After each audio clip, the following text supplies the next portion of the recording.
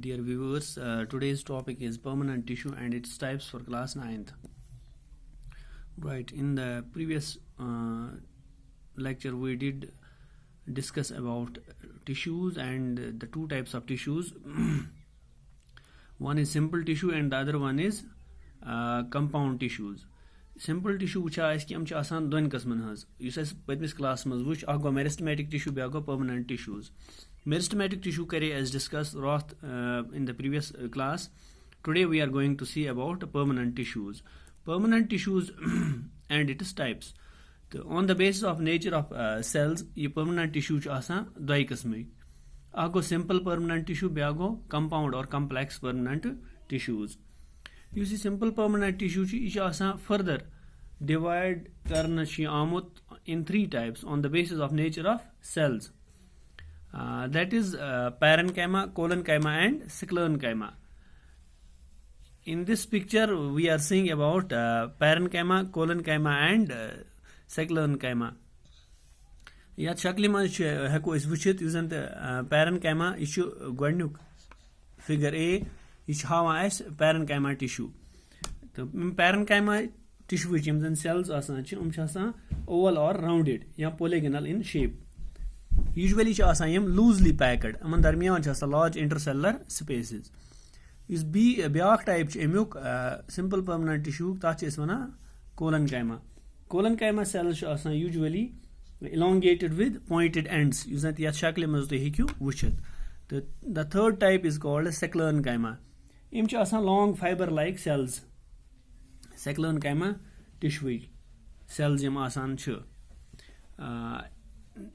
Next slides منٛز چھِ اَسہِ ہٲیِتھ difference between these three types of tissues, that is parenchyma, collenchyma and sclerenchyma. Yele as wucho godnukui point aman maz shape. Based on shape im zan parenchyma cells para go besides enchyma go infilling. Ithai pat go cola go glue, sclera go hard. Im zan parenchyma cells asan chu am asan usually oval or rounded. Ith pat aspet mi shakli maz wuch usually loosely packed. Albatta im collenchyma cells asan chu आसान elongated with pointed ends. Im sclerenchyma cells आसान ti आसान elongated long fiber like cells. Yim zan te parenchyma cells आसान yus nature yelis wichan they are thin walled and living. Collenchyma cells आसान thick walled and living. Ithai pat sclerenchyma cells ti आसान thick walled magar आसान dead.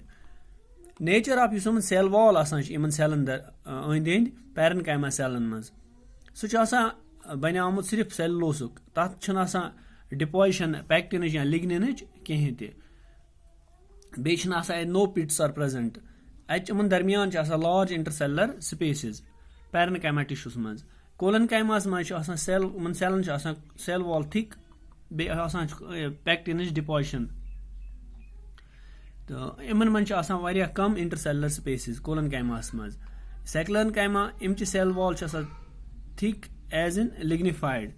The lignin usually deposited unequally deposited. The aman darmiyan asan pits the intercellular spaces asan atmaz aman darmiyan kehin te.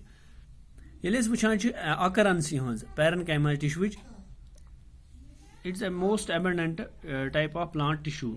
Yus nanti softer tissue man evan jat pamut wuchna. For example epidermis, cortex, endodermis, pericycle ya stem, mesophyll of leaf, flower and fruit. Ithai pat collenchyma asan chi ish jad pamt asan in the hypodermis, that is below epidermis of dicot stem, for example sunflower and leaf stalks of the leaves.